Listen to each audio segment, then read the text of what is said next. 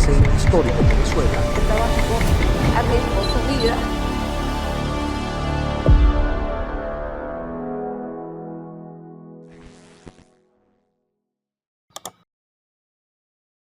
Los testimonios y opiniones emitidos en este espacio representan únicamente el punto de vista de los entrevistados, quienes dan fe de la autenticidad de los hechos. Llegamos a ustedes gracias a Selex Samsung, Flaquito de Samoritz, único como tú, Café San Salvador, cautiva tus sentidos, Biopharmaceutic, cuidamos tu piel, Jetour, conduce tu futuro, Orca Chemicals, protección para tus techos y paredes, Intilac, tu marca confiable de higiene y cuidado íntimo, íntimamente confiable, Frigilux, te regalamos tiempo, Blue Medical Pharmaceutical, tu salud es con la cajita azul. Puedo pagar muy bien sus informes, señora, ¿entiende? Pero hable de una vez. Hay personajes que nunca desaparecen de la memoria colectiva. No importa cuánto tiempo pase lejos de las cámaras, basta con mencionar sus nombres para que regresen las telenovelas, los recuerdos y una época de la televisión venezolana. Explíqueme eso bien. Cuéntemelo todo, señora. Deseo saberlo todo. Ivonne Atas fue una de esas actrices capaces de convertirse en la villana que todos disfrutaban ver, pero también en una mujer que fuera de los estudios decidió servir desde la vida pública. Llegó a Venezuela siendo apenas una niña con 11 años, dejando atrás su país de origen y aprendiendo aquí un nuevo idioma y una nueva vida. Terminó haciendo de esta tierra su hogar. Hoy conversamos con una mujer que no solo dejó huella en la televisión, sino también en la gestión pública y en el corazón de varias generaciones de venezolanos. Señor Ivonne, ¿cómo se adapta un niño de 11 años a un país sin saber hablar el idioma? Venir de un país al otro como inmigrante no es fácil, nada fácil. Yo venía de Italia, hablando solamente italiano, algo de francés, puesto que donde nací en Siria se hablaba francés, había la ocupación francesa. Y no fue fácil adaptarme, sobre todo porque yo no quería venir a Venezuela. Yo quería ser actriz en Italia. Yo quería estar en Cinecittà, que es pues la cuna del cine europeo. Y cuando mi padre me dijo, nos vamos a mudar a Venezuela, yo no tenía ni idea de que Venezuela, pero era la época que Venezuela estaba en su auge económico y mucha gente, comerciante como mi papá, vieron una buena oportunidad en Venezuela para venir a desarrollar otro tipo de negocio.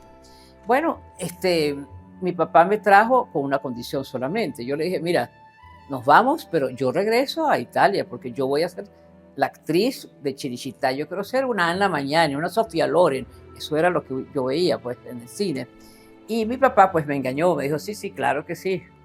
Pero como él sabía mis ansias de ser actriz y mi vocación, nunca estuvo en desacuerdo con mi vocación. Entonces yo llegué y lo primero que hice fue buscar una escuela de teatro. Busqué la escuela de teatro de Juana Sujo, que era la mejor en esa época. Yo soy de la última promoción de Juana Sujo. Después de eso ella murió. O sea que tengo el gran privilegio de haber tenido como maestra a Juana Sujo y haber tenido como compañeros a Doris Wells y a José Bardina. Bueno, entonces yo me presento donde Juana Sujo y le digo que quiero ser actriz. Ella me mira de arriba abajo. Yo creo que tenía 12 años y medio, no sé. Y me dijo, pero si tú no hablas nada, tú no hablas español, ¿cómo vas a ser actriz? Esto me impactó muchísimo, ¿no? Y le dije, bueno, pero entonces, si aprendo, yo vuelvo y usted me recibe. Claro, me dijo, con mucho gusto, pero primero tienes que hablar y hablar bien español, porque si no, ¿cómo vas a ser actriz? Bien, le dije yo voy a volver, ¿eh? Recuerda mi cara, pues yo voy a volver. Bueno, tenía 12 años de... Bueno, pasé un año entero fajada estudiando español, pero no se imaginan cómo, de una forma intensiva. Y volví al año siguiente, ella no me reconoció. Yo sí la reconocí. Le dije, mire, usted ese día estaba vestida con un pantalón blanco, una camisa blanca, su pelo rojo cortado, así. Ella se quedó impresionada, ¿no? Oye, qué buena observadora eres, vas a ser una buena actriz si observas tanto. Le digo, sí, y voy a ser actriz con usted. Usted va a ser mi profesora. Bueno, ella quedó encantada, se echó a reír y me dijo, bueno, no es que lo hables perfecto, pero te voy a recibir.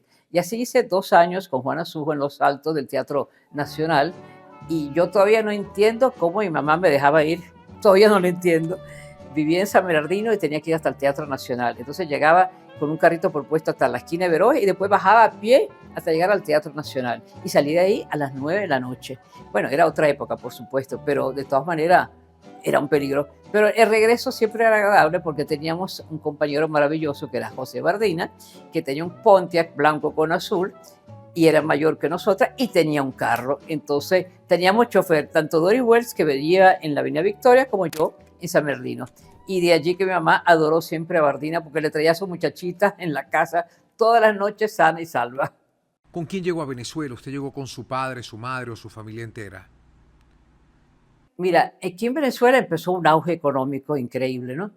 Y mi papá, que tenía una oficina de exportación e importación en Milano, donde vivíamos, donde yo me acostumbré además, porque me encantaba Milano, no sé cómo fue que alguien lo invitó a traer algunas cosas a Venezuela. En ese momento Venezuela recibía de todo.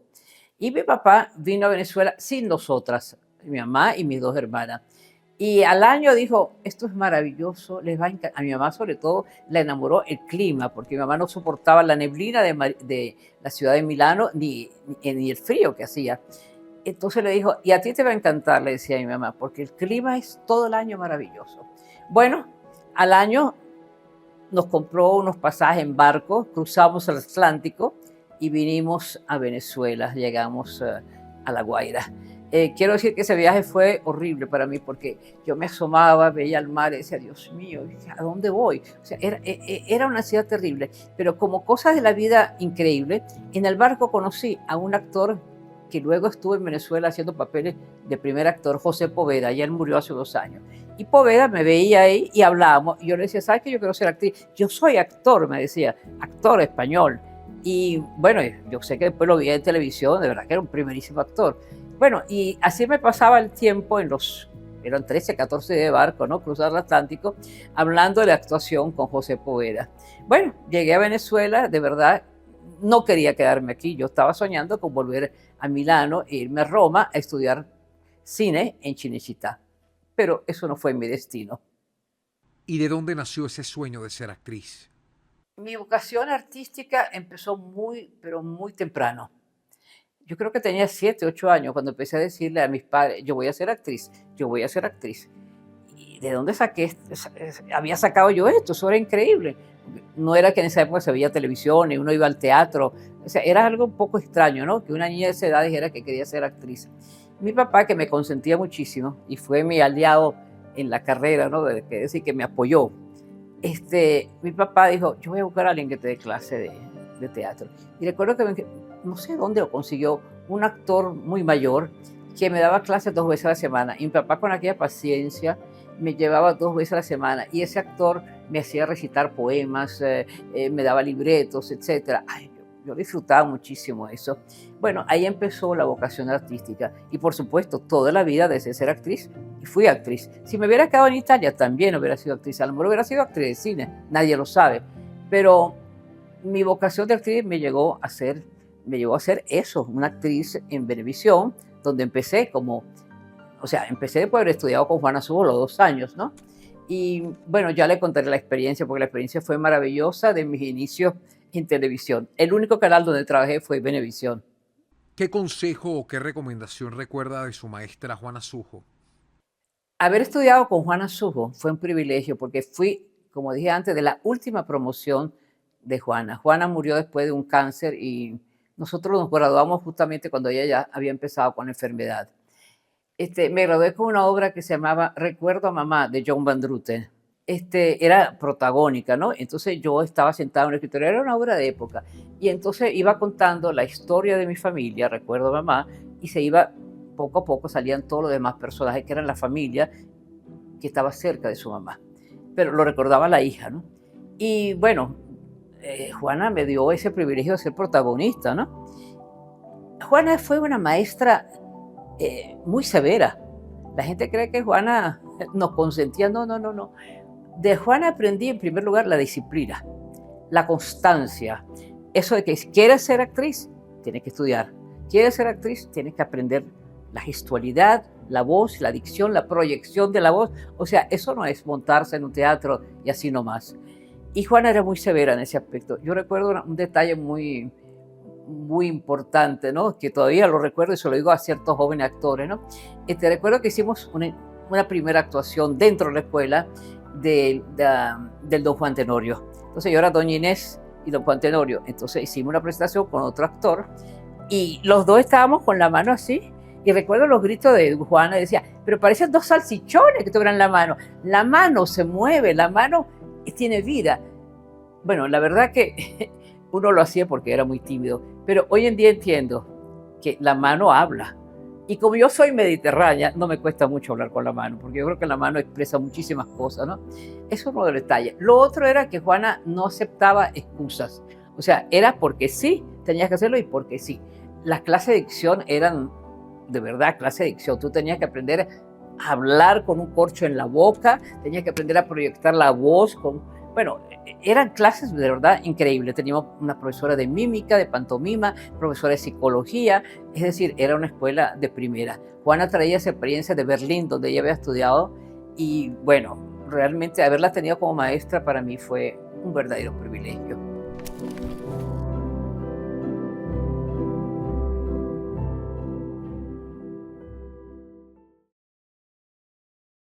¿Con qué otros famosos compartió en las aulas de clases en la escuela de Juana Sujo? En la escuela Juana Sujo yo tengo el honor, digo yo, de haber tenido dos maravillosos amigos que luego triunfaron cada uno por su cuenta. Una es Doris Wells. Me acuerdo, Doris era Doris Bonafina. Doris era una chica, éramos niñitas de 13 años las dos, pero Doris llegaba con unas medias tobilleras hasta acá y sus zapaticos así. Yo quería echarme la de mayor, ¿no? Y me ponía unos vestidos más largos y unos zapaticos, las sandalias, pero Doris se vestía como una niñita con su faldita corta y su medias tobilleras. Y ya se veía que iba a ser una buena actriz, Doris. Era muy linda, muy dulce. Y Bardina, que como le expliqué antes, Bardina era nuestro chofer. Bardina sabía que éramos dos niñitas. Una venía a la Avenida Victoria, Doris Buenafina, que se llamaba así, y yo en San Bernardino. Entonces, esos dos compañeros fueron inolvidables para mí. Con Doris nunca llegué a trabajar, a pesar de que siempre fuimos buenas amigas. Donde nos veíamos, nos abrazábamos, nos besábamos. O sea, la amistad fue linda. Pero nunca trabajamos en el mismo canal. Ella trabajó en Radio Caracas y yo en Venevisión. Y en Venevisión sí, reencontré a mi amigo, que nunca había dejado de verlo como amigo, que era José Bardina. Y estuvimos juntos, bueno, hasta que José falleció en Miami. 2 días antes yo estuve hablando con él y lo voy a visitar el día que lamentablemente falleció. Pero fue más que amigo, fue un hermano para mí.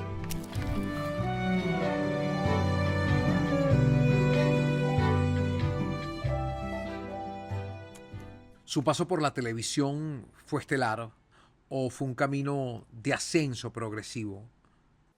Mira, yo no entré a Venevisión como modelo, no entré como racionista. O sea, normalmente las actrices empiezan como modelo, el caso de Marina Baura, ella empezó como modelo y poco a poco demostró que podía ser una buena actriz. Y otras más, no recuerdo, pero te doy el caso de Marina porque fue una revelación de una modelo tan linda que llegó a ser una gran actriz. El caso mío fue diferente porque yo venía de una escuela de teatro. O sea, tenía 2 años de estudio, me había graduado en la escuela Juana Sujo, había hecho ya teatro con Juana Sujo, pequeños papelitos, pero teatro profesional. El Teatro del Este, que estaba en la Plaza Venezuela, que fue el primer teatro profesional de Venezuela, fundado por Juana Sujo y Carlos Márquez. Firmé mi primer contrato como actriz profesional en el Teatro Juana Sujo con Carlos Márquez, que era el esposo de Juana Sujo, y eran los dos dueños del teatro. Bueno, entonces yo tenía experiencia, yo no podía entrar, nunca quise ser modelo. Yo nunca tuve las ganas de modelar, ni tengo la vocación para eso. Y bueno, inmediatamente yo entré como actriz. O sea, entré como actriz, me presenté como actriz y me contrataron como actriz. Pero venía pues de un trabajo hecho en teatro, pero estaba muy jovencita. O sea, apenas yo me presenté, apenas terminó, ya yo estaba buscando trabajo en televisión, aparte de hacer teatro. ¿Nos puede recordar cómo fue ese encuentro entre Reni Ottolina y usted en 1966? Venevisión era Televisa antiguamente, de una familia muy conocida en Venezuela en esa época. Y el señor Diego Cisneros compra ese canal y lo convierte en Venevisión, el canal del Tigrito, como se llamaba. Y el primer director fue Reni Ottolina. Reni no llegó a estrenar el canal porque antes de estrenar el canal, yo creo que una semana antes, René se retiró, tuvo una pequeña, no sé, discusión o no sé qué, ¿no? Con la cuestión accionaria del canal y se retiró.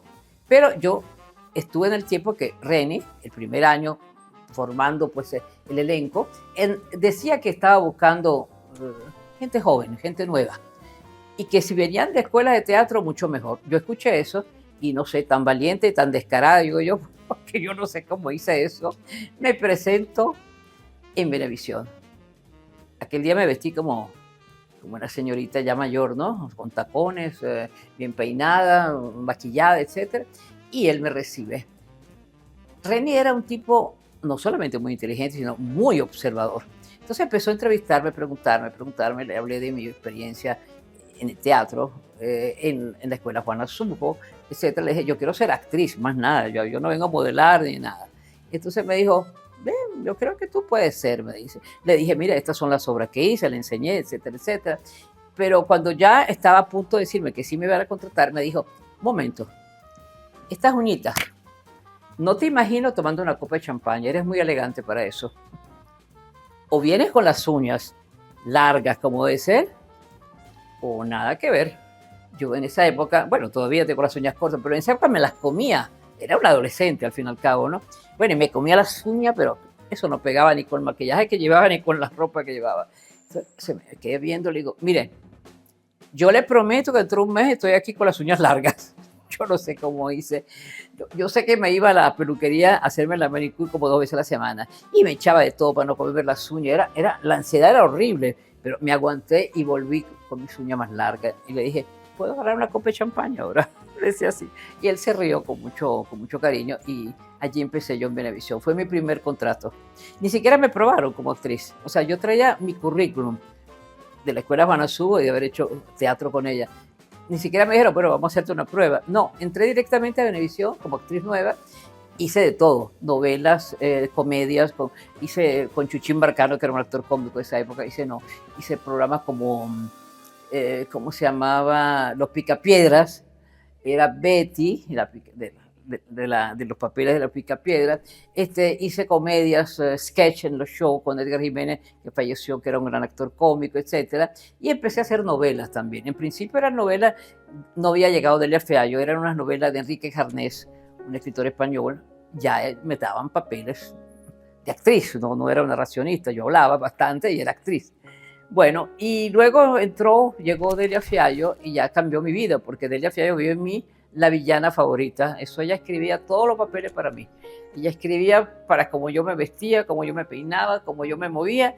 Y bueno, la gente dice que me encasilló en ese papel. Pero yo no creo que me encasilló, porque cada una de las villanas fueron diferentes. O sea, no era lo mismo la villana de Lucecita, en silla de ruedas, con aquella peluca rubia, etcétera, como la villana, por ejemplo, de la novela que me consagró realmente, que fue una muchacha llamada Milagros, donde hacía un doble papel. Era, por primera vez, se hacía en televisión el papel de una mujer bipolar, o sea, una mujer que tenía prácticamente 2 rostros y 2 personalidades, y logré hacerlo. De día era una institutriz muy modosa, con las faldas por aquí, sin maquillaje, con una colita de caballo, y luego de noche me transformaba frente a la cámara. Yo no sé cómo me ponía las pestañas postizas, me ponía una peluca rubia, unos escotes, unos zarcillos enormes y salía a la aventura. Bueno, muchas veces me preguntaron, por cierto, René Hartmann, la doctora psiquiatra, esposa de Rómulo Betancourt, me encontró en una boda, en una oportunidad, y me dijo, pero ¿quién te está asesorando para este papel de esta mujer con doble personalidad? Le dije, no, nadie. Yo simplemente cuando hago Irene, soy la institutriz, yo me siento Irene. Y cuando hago Giovanna, pues yo me siento Giovanna y lo disfruto muchísimo. Bueno, fue una novela que realmente dio mucho que hablar, porque esa doble personalidad a la gente le fascinaba. Hay niños que me decían, bueno, hoy en día gente grande que me dice, yo cuando era niño tenía un miedo, cuando salía Giovanna afuera, me decían, tenía miedo, pero les gustaba. Y las cartas que más recibía eran de niños, de Chile, de todas partes, porque las novelas se exportaban a todas partes. Y a mí me preocupaba que todos los niños me escribían. Los fans míos eran niños. Entonces yo decía, pero ¿por qué si soy maluca? Gracias a Dios que en toda la novela yo moría de alguna forma. O sea que la maldad era castigada y eso para mí era un consuelo, porque nunca había querido dejar un recuerdo a los niños de que los buenos triunfan, los buenos son los que triunfan, pero los malos hay que castigarlos. Entonces todas las novelas tenían una muerte diferente. Una vez se me tiraba por una ventana, entonces era una ventana y atrás había una colchoneta. Entonces yo agarraba, me tiraba por la colchoneta. Pero la otra peor fue, creo que fue en Laura Virginia, no sé, donde había una escalera enorme en el set, pero de verdad, una escalera enorme. Y yo tenía que subir arriba y luego me tenía que caer. Y bueno, era algo horrible. Entonces me decía, tú tienes que tirarte, más nada. Luego va a estar Lotario. Lotario era un actor, pero que era además un tipo de gimnasio, un entrenador musculoso, grandote. Era un amor de persona, Lotario. Y Lotario decía, tú te pones atrás mío, yo estoy aquí, tú te tiras y aquí no te va a pasar nada. Ay, Dios mío. Pero la escalera era larguísima, ¿no? Bueno, fue una escenografía bellísima que se hizo en el estudio. Bueno, lo tuve que hacer. Menos mal que lo hice una sola vez, que salió en la primera grabación.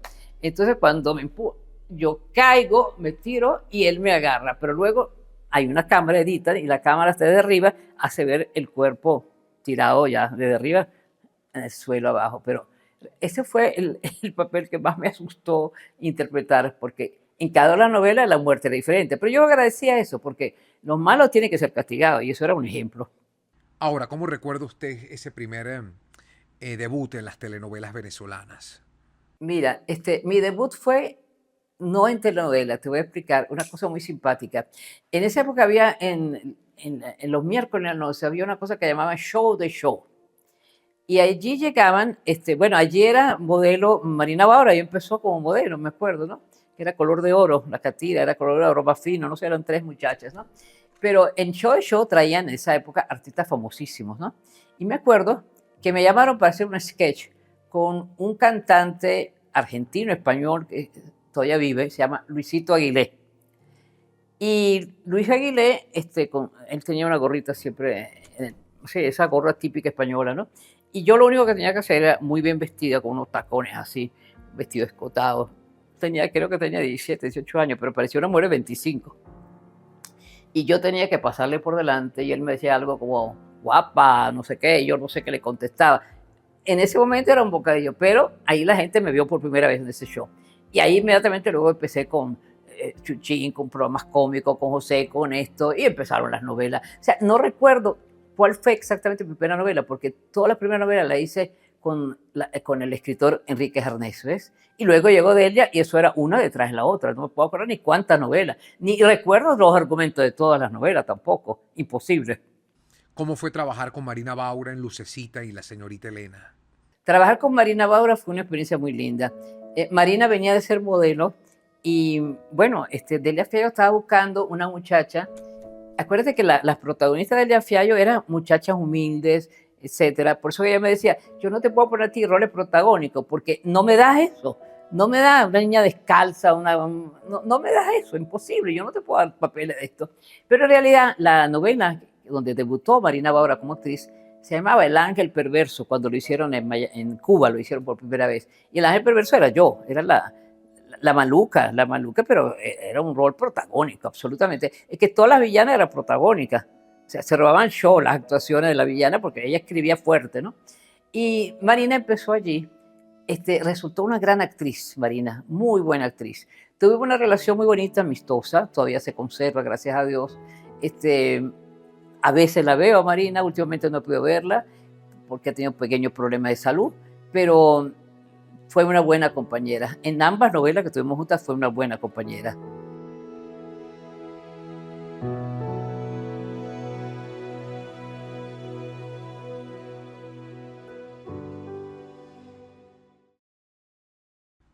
¿Cómo era la experiencia, señor Ibón, de trabajar en la televisión en vivo? En vivo y yo trabajé en vivo y en blanco y negro. Así que imagínate, el día que se inauguró la televisión en colores, yo debuté en un teatro con Héctor Mayerson, una obra de teatro, no me acuerdo cómo se llamaba, estaba Alicia Plaza también, que hacía el papel de mi hija, algo así, no sé, no me acuerdo. Pero verme en colores, eso era una cosa increíble. Bueno, fue un teleteatro que hice con Mayerson donde debuté en vivo. No, en vivo no. Sí, en vivo, pero en colores, sí. Luego, claro, empezaron a grabar, empezó o sea, el aparato ese que te ponían para, ¿cómo se llama? Para recordar la letra. ¿Cómo se llamaba eso? El apuntador electrónico. Pero yo no lo quería usar. Eso fue un gran problema que tuve yo en la televisión. No quería usarlo porque no me sentía bien sintiendo que alguien me decía, muévete a la izquierda, muévete a la derecha, cuidado, estás haciendo sombra. Entonces yo me sentía perdida. Entonces dije, yo no puedo usarlo. Yo estudio de memoria en mi libreto y trabajo. Pero llegó un momento que no pude.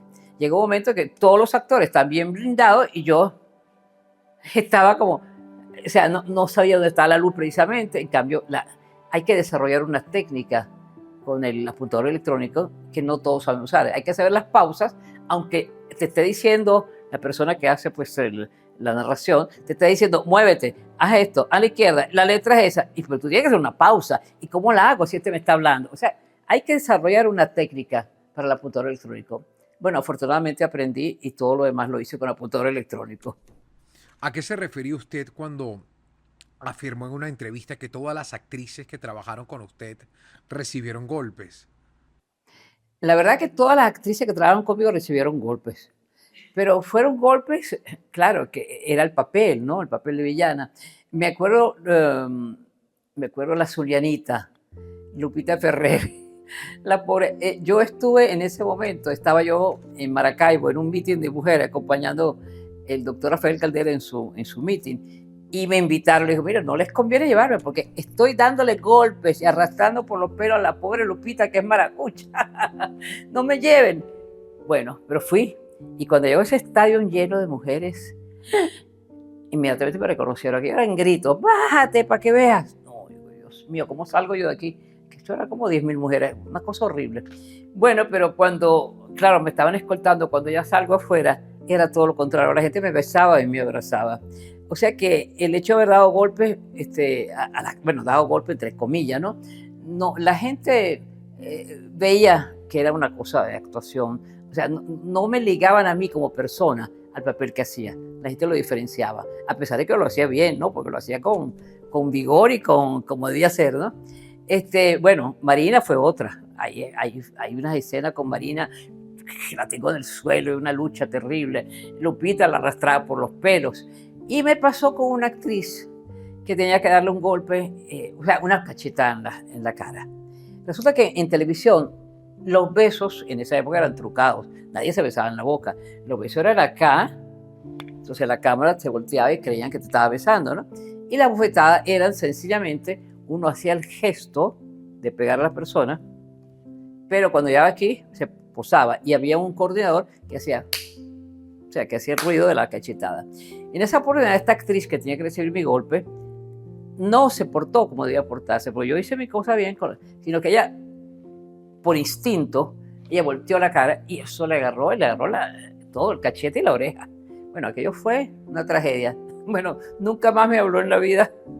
Fue la primera vez que me pasó un accidente de esa naturaleza, pero no fue por culpa mía. Fue realmente que la coordinación, la sincronicidad que había que tener con la bofetada del coordinador y la mano mía y ella que quitó, o sea, se movió mal en el momento que ya quedaste tranquilita.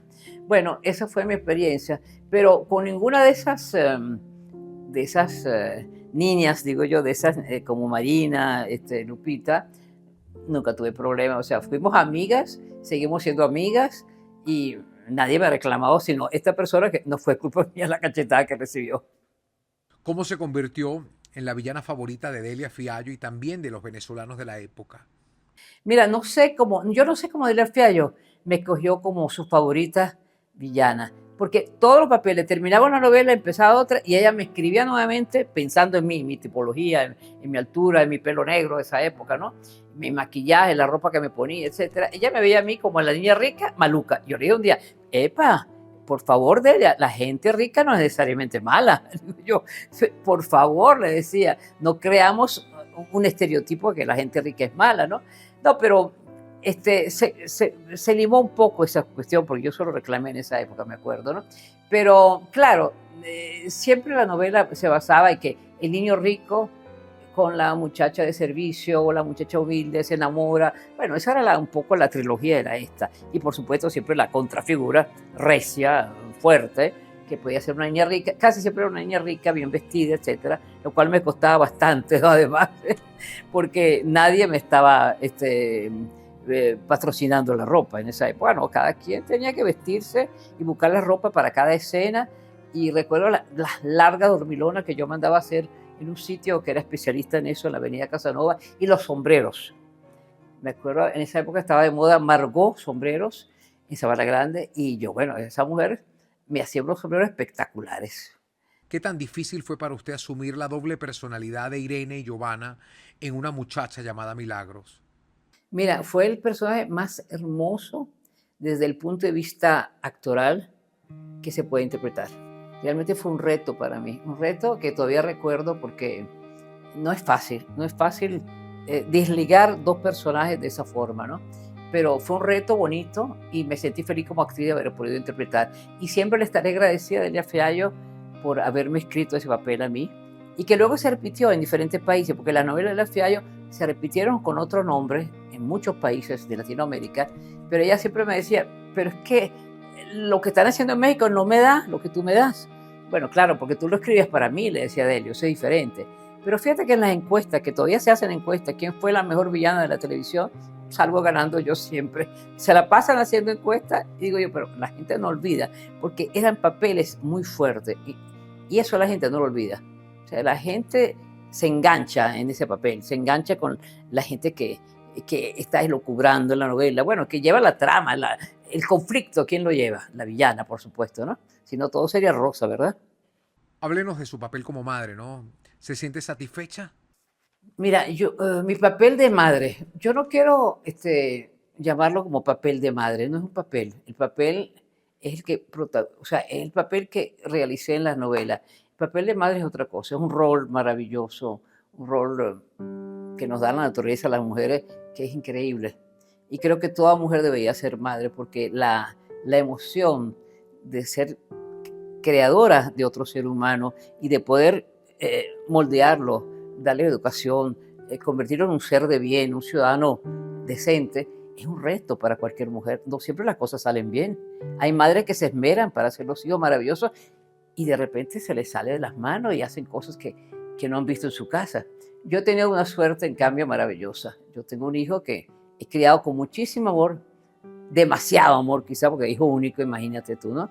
Me volqué mucho en él, no trabajé un año completo, su primer año me retiré de la televisión para dedicarme específicamente a él, pero siempre lo he tenido a mi lado, o sea, siempre cerca, siempre, de alguna forma, siempre al lado mío.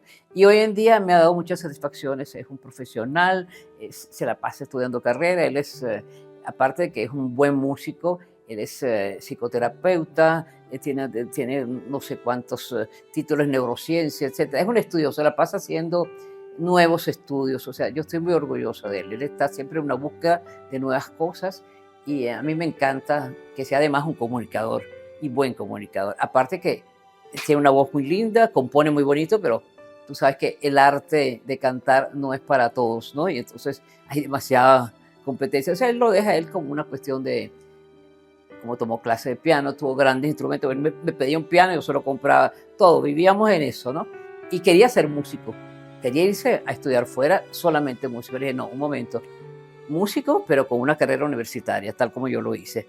Y entonces, bueno, tuvo que estudiar Derecho, quería ser médico, no consigo la entrada en medicina, era muy difícil entrar en medicina en esa época, y tuvo que estudiar Derecho. Bueno, ahí tiene su carrera como Derecho, se especializó en Derecho de Familia, a lo cual le agregó su título de psicoterapeuta, de neurociencia, etcétera, y ayuda a mucha gente, que es lo más importante. O sea, heredó de mí el servicio social. Por eso yo luego me fui a la política.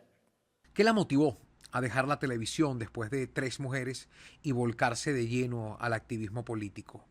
Yo me retiro de la televisión después de la novela Las Tres Hermanas, no porque quisiera retirarme, sino porque me hacen una invitación para que sea concejal del distrito Sucre, que en esa época eran los 5 municipios del área metropolitana.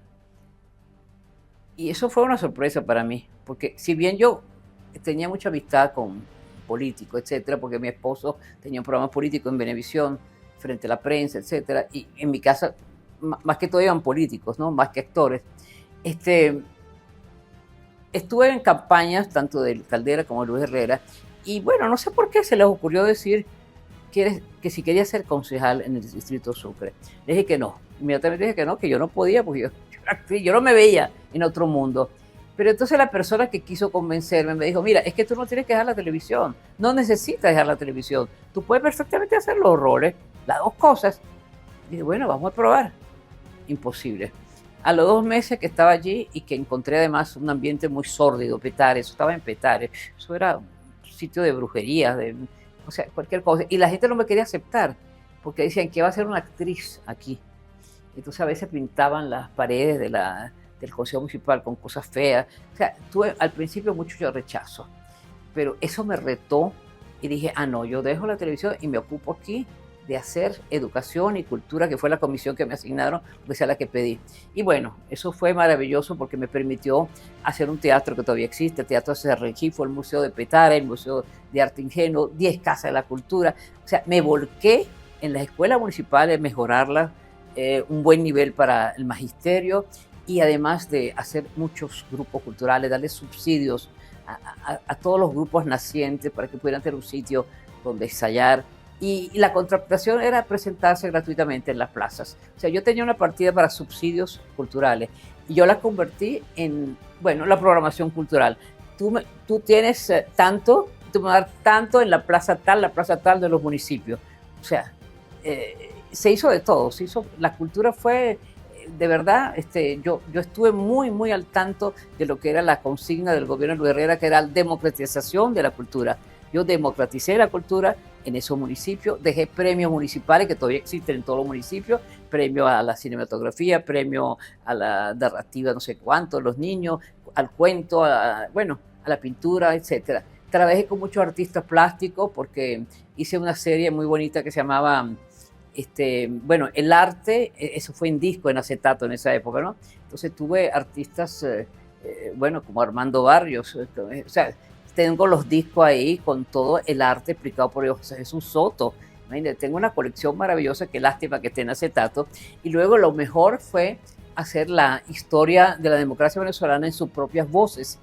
Entonces conseguí todos lo que eran los discursos de todos los que hicieron la democracia y eso lo resumimos con un historiador que fue profesor mío de la universidad para enseñar a la gente a través de las voces de los protagonistas de la democracia cómo nació la democracia en Venezuela. Eso fue un álbum bellísimo, me costó mucho trabajo hacerlo, pero mucha gente me ayudó porque era un trabajo muy importante para dejarlo. Lástima que eso tenga acetato, pero ahí está.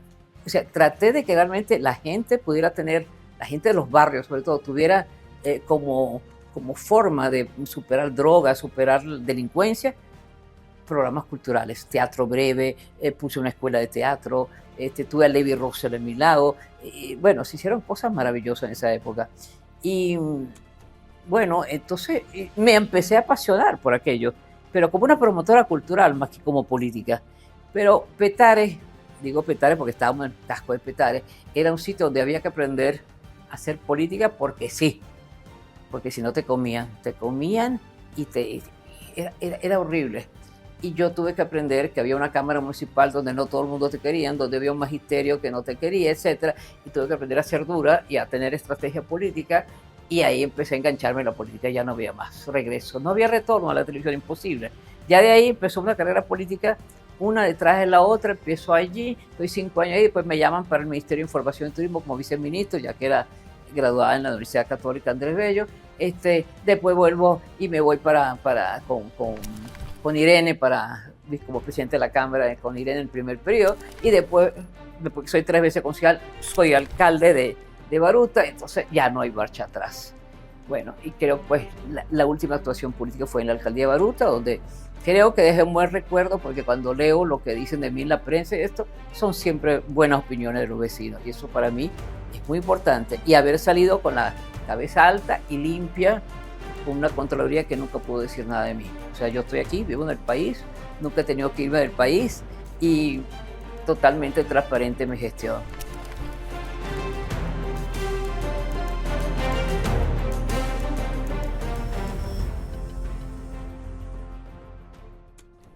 ¿Dónde reconoce su principal legado tras haber ejercido 2 veces como alcaldesa en la alcaldía de Baruta. Fíjate, yo creo que el aporte más grande, aparte de, yo creo, una cosa que nunca nadie va a olvidar en Baruta fue cuando Alto Prado se partió en dos y la gente quedó incomunicada de un lado y del otro. Eso fue algo horrible.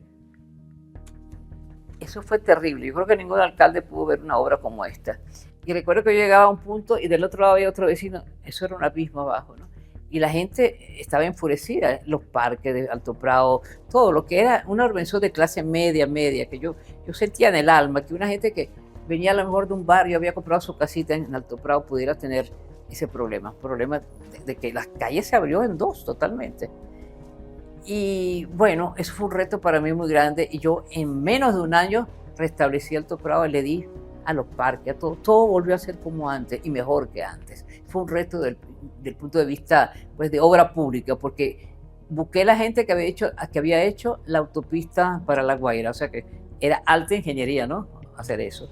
Y fue un trabajo muy bien hecho, ahí está Alto Prado muy bien.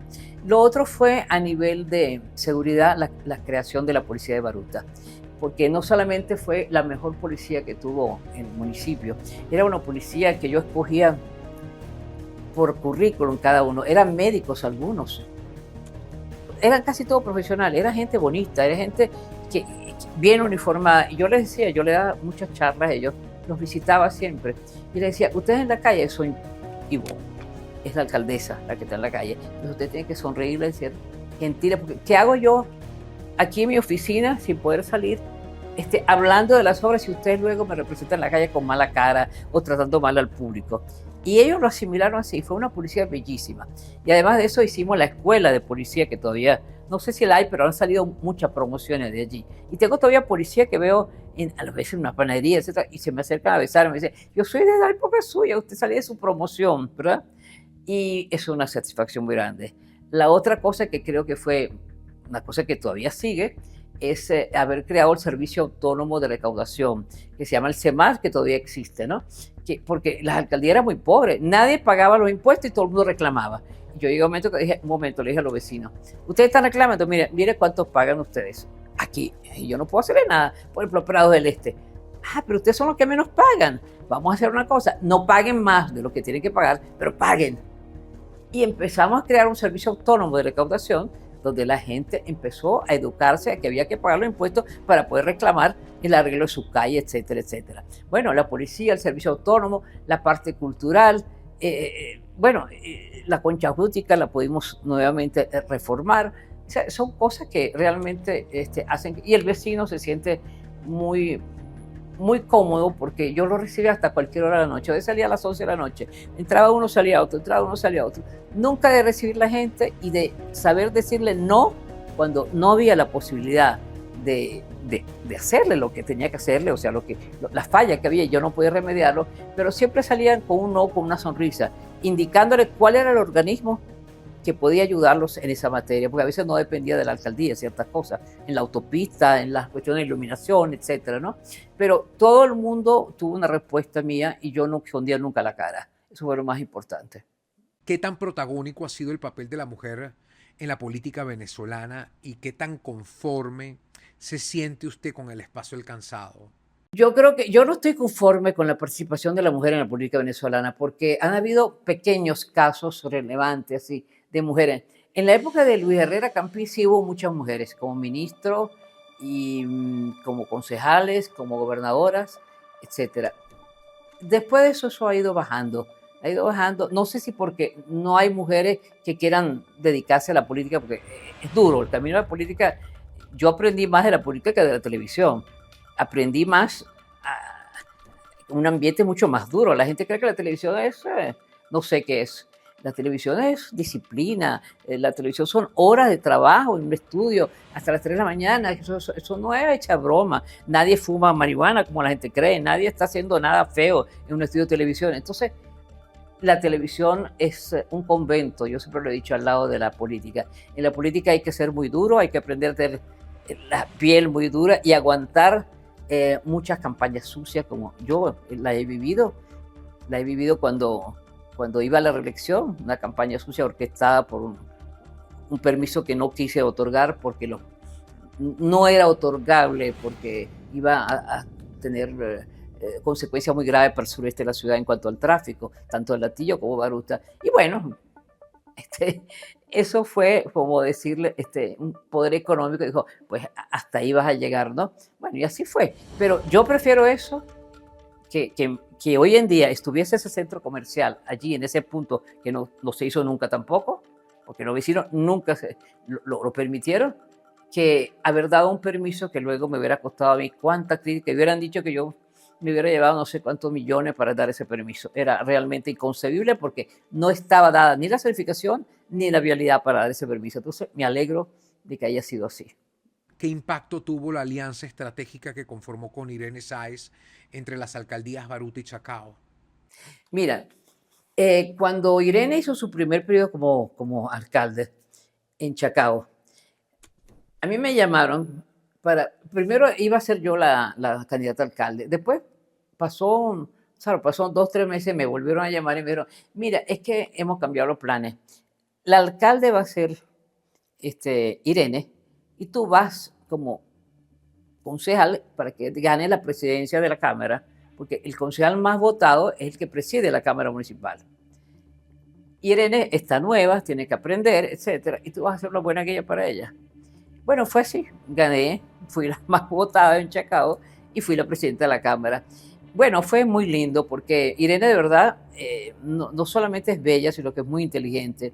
Y fue lindo conducirla por el camino de la política y que se rodeara de gente buena, de buenos directores, etcétera. Y un día le dije, mira Irene, no vengas más a Cámara, confía en mí, quédate en tu oficina, porque los concejales, viendo que ella no tenía experiencia, le hacían muchas maldades, le hacían cosas inconcebibles. Y a mí me molestaba mucho, porque yo la veía como una hermana menor, ¿no? ¿Cómo iba a permitir que le hicieran tanto daño? Entonces, así fue. Yo presidí la Cámara, manejaba a los concejales, manejaba todo lo que era la parte la legislativa y la ayudaba en su primer mandato. En el segundo mandato ya yo me desprendo y digo, yo voy a volver a mi municipio, que es Baruta. Y entonces, Irene encantada, Irene dice, yo te voy a ayudar, etcétera. Pero bueno, la ayuda fue que una portada muy buena, que se la puedo suministrar. Hicimos la última semana de la campaña en Estampa, donde salimos las dos, y entonces un eslogan que hizo para mí, Graterolacho, un gran publicista venezolano, y era de Baruta a Chacao, una sola ruta. Porque Chacao era un municipio que estaba floreciendo, todo el mundo estaba contento con nuestra gestión en Chacao, ¿verdad? Se convirtió en el municipio estrella. Y yo, bueno, Chacao tiene 38 kilómetros cuadrados, pero Baruta tiene 500.000 habitantes, es una ciudad, es media ciudad. Y claro, no es lo mismo porque la recaudación tampoco es igual, ¿no? Pero era un reto bonito y yo traté de hacer cosas lindas como la policía, el servicio autónomo, o sea, se dejó, la huella mía está ahí todavía. Así que me siento satisfecha. ¿Cómo se proyectan los próximos años y qué nuevas batallas o desafíos le quedan por asumir? ¿Cómo me imagino yo los próximos años? Mira, yo no quiero envejecer, definitivamente. Entonces yo no sé qué voy a hacer para conservarme joven, pero no joven por el rostro, sino joven del pensamiento, porque soy una curiosa intelectualmente. Yo, por ejemplo, ahora soy una apasionada con la inteligencia artificial y estoy aprendiendo a manejar inteligencia artificial y me parece divino, me parece maravilloso, me parece que es un instrumento demasiado bueno. Claro, bien manejado. Estoy intrigadísima con lo que van a hacer próximamente con el antienvejecimiento. Hay gente que se está dedicando a eso. La otra curiosidad muy grande que tengo, me la paso buscando a ver cómo yo puedo entender la física cuántica. Y vea, y leo, y Dios mío, y entonces es una voracidad de buscar conocimiento, que digo, Dios mío, ojalá Dios me dé larga vida para poder ver todos los adelantos que son demasiado rápidos. Entonces yo quiero estar metida en este mundo, quiero disfrutar lo bueno de la tecnología y ver lo malo, por supuesto, ¿no? Verlo y señalarlo, pero hay tantas cosas que están surgiendo que son inimaginables, ¿verdad? Para mí, y yo quiero vivirlas plenamente con una juventud intelectual. Y ojalá Dios me dé ese don. Luego de vivir con intensidad el arte y la política, ¿cómo define el rol que desempeña hoy en día? ¿Qué papel abrazo más, la política o el arte? Yo, mira, yo creo que las dos cosas fueron muy importantes en mi vida. yo no te podría decir si tengo nostalgia por una cosa más que por la otra. Quizás si me pusiera en un escenario me sentiría muy bien, aunque no tengo esa, o sea, no quiero hacerlo en este momento, ¿no? Creo que no es el momento. Y si me dijera que volviera a la política, quizás volviera, pero no con el impulso de antes, porque ya me curé de muchas cosas que pasaron en la política, ¿no? Y que prefiero estar desde afuera observando y asesorando si es necesaria mi presencia en cualquier ámbito político. Mirando su trayectoria y lo que viene por delante, ¿cuál es el sueño que aún la mueve y la mantiene inspirada? Mira, viendo hacia atrás mi vida, yo estoy satisfecha, aunque nunca del todo, porque uno quiere siempre hacer más y más y más, pero hoy en día soy menos autocrítica que antes. Hoy en día veo un balance general de lo que ha sido mi vida y lo que he hecho con dignidad, que es lo más importante, hacer las cosas con dignidad y con honestidad profesional y honestidad como gerente pública, por supuesto. Pero, ¿sabes? Un sueño que yo tengo muy grande. No sé nada de música, el músico en mi casa es mi hijo, pero yo cuando veo, por ejemplo, a Dudamel dirigir la orquesta, digo, si hay otra vida, yo quiero ser directora de orquesta.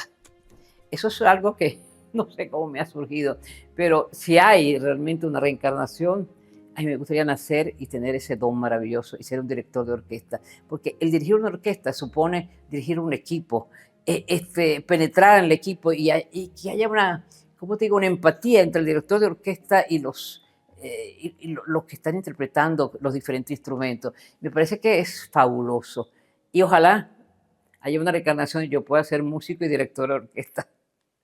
¿Cuál era la Venezuela que soñaba edificar cuando decidió dar el paso a la política?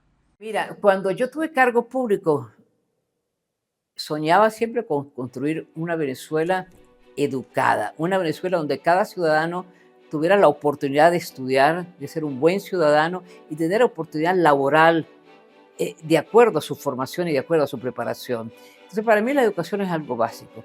Que las escuelas municipales tuvieran lo mejor y tuvieran los maestros siempre adecuados a las nuevas tecnologías, etcétera, era para mí un reto. Había que ser así. Creo que Venezuela es un país que merece muchísimo más y creo que va a ser un gran país nuevamente. Que la gente es buena en Venezuela, la gente es generosa, el venezolano es no solamente es amable, sino que es chistoso, tiene sentido del humor, que es lo más bello que tiene el venezolano. Y la gente que tiene sentido del humor es inteligente, porque tú ves que aquí pasa cualquier cosa y sacan un chiste, pero inteligente, con un sarcasmo fino, ¿verdad? Entonces yo creo que el venezolano merece mucha más educación, más cultura, más oportunidades laborales y creo que por la riqueza que tiene este país, va a ser un gran país, estoy segura que va a ser así.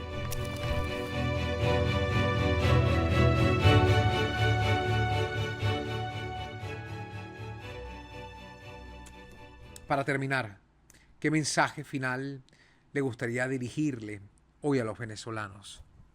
Yo quiero despedirme de ese programa como lo que soy, una Ibonatas inquieta que llegó a Venezuela a los 11 años, que hizo de este país su país, que dedicó su vida al servicio público de Venezuela, en la televisión, en el teatro, en todo lo que fue el mundo cultural, luego en la política, el servicio público, estar cerca del ciudadano, el querer aportar todo lo que uno puede dar y ser retribuida con mucho afecto y mucho cariño por el pueblo venezolano. Yo sé que la gente me quiere, me estima y eso me da más fuerza, ¿verdad? Y mira, yo diría que tengo que decirle a Venezuela una sola palabra: gracias. Gracias infinitamente por todo lo que me han ofrecido, las oportunidades maravillosas que me han dado, la oportunidad de ser actriz, la oportunidad de haber servido como gerente pública. Gracias, pero gracias de todo corazón y gracias por tener un hijo maravilloso como es Jonathan, mi hijo, y como es mi nieta Valeria. De verdad que estoy muy agradecida a Venezuela. ¡Oh! Flaquito que me encanta. ¿Lo puedo enseñar? Mira, me fascina. Déjame decirte que cuando yo viajo, me llevo una caja de flaquitos porque tengo unos sobrinos gringos que lo que espero es que yo llegue para los flaquitos y los compro de dos sabores, uno que son de chocolate blanco y otro chocolate. Gracias por ese flaquito de avellana. Me lo voy a comer ahora. Gracias, Venezuela, por este maravilloso chocolate, porque el chocolate venezolano no hay como este chocolate. Gracias. Gracias a todos.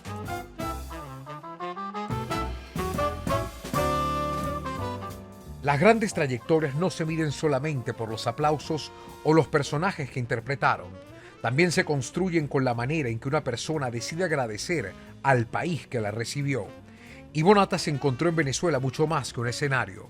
Encontró su hogar y aunque hace años se despidió de las telenovelas, su historia sigue recordándonos que hay quienes llegan a esta tierra como inmigrantes y terminan convirtiéndose por elección y por cariño en parte de nuestra memoria.